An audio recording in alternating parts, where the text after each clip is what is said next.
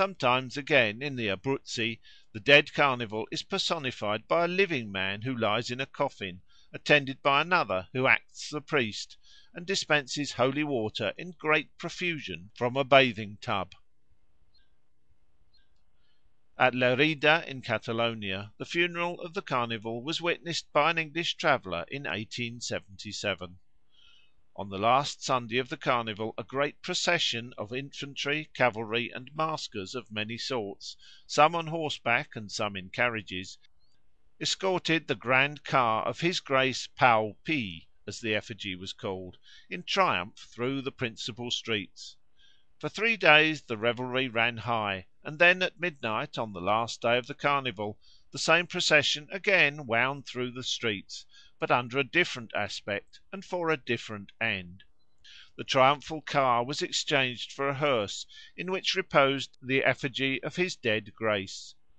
A troop of maskers, who in the first procession had played the part of students of folly with many a merry quip and jest, now, robed as priests and bishops, paced slowly along, holding aloft huge lighted tapers and singing a dirge. All the mummers wore crape, and all the horsemen carried blazing flambeaux.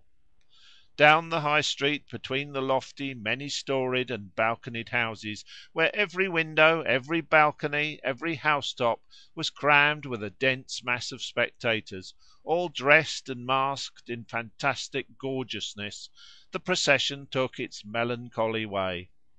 Over the scene flashed and played the shifting cross lights and shadows from the moving torches, red and blue Bengal lights flared up and died out again, and above the trampling of the horses and the measured tread of the marching multitude rose the voices of the priests chanting the requiem, while the military bands struck in with the solemn roll of the muffled drums. On reaching the principal square the procession halted, a burlesque funeral oration was pronounced over the defunct Pau Pi, and the lights were extinguished. Immediately the devil and his angels darted from the crowd, seized the body, and fled away with it, hotly pursued by the whole multitude, yelling, screaming, and cheering. Naturally the fiends were overtaken and dispersed, and the sham corpse, rescued from their clutches, was laid in a grave that had been made ready for its reception. Thus the Carnival of 1877 at Lerida died and was buried. A ceremony of the same sort is observed in Provence on Ash Wednesday. An effigy called Caramantran, whimsically attired, is drawn in a chariot or borne on a litter, accompanied by the populace in grotesque costumes, who carry gourds full of wine and drain them with all the marks, real or affected, of intoxication. At the head of the procession are some men disguised as judges and barristers, and a tall gaunt personage who masquerades as Lent. Behind them follow young people mounted on miserable hacks, and attired as mourners, who pretend to bewail the fate that is in store for Caramantran. In the principal square the procession halts, the tribunal is constituted, and Caramantran placed at the bar. After a formal trial he is sentenced to death, amid the groans of the mob. The barrister who defended him embraces his client for the last time.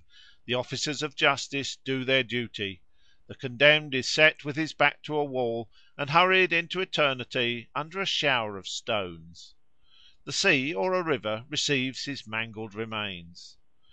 Throughout nearly the whole of the Ardennes it was and still is customary on Ash Wednesday to burn an effigy which is supposed to represent the Carnival, while appropriate verses are sung round the blazing figure. Very often an attempt is made to fashion the effigy in the likeness of the husband who is reputed to be least faithful to his wife of any in the village. As might perhaps have been anticipated, the distinction of being selected for portraiture under these painful circumstances has a slight tendency to breed domestic jars, especially when the portrait is burnt in front of the house of the gay deceiver whom it represents, while a powerful chorus of caterwauls, groans, and other melodious sounds bears public testimony to the opinion which his friends and neighbours entertain of his private virtues. In some villages of the Ardennes a young man of flesh and blood, dressed up in hay and straw, used to act the part of Shrove Tuesday, Mardi Gras, as the personification of the Carnival is often called in France, after the last day of the period which he personates.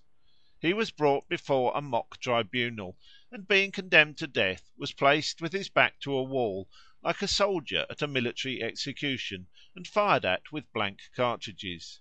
At Vrigne au Bois one of these harmless buffoons, named Thierry, was accidentally killed by a wad that had been left in a musket of the firing party.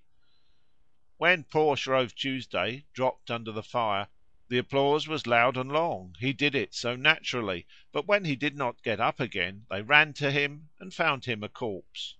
Since then there have been no more of these mock executions in the Ardennes. In Normandy, on the evening of Ash Wednesday, it used to be the custom to hold a celebration called the Burial of Shrove Tuesday.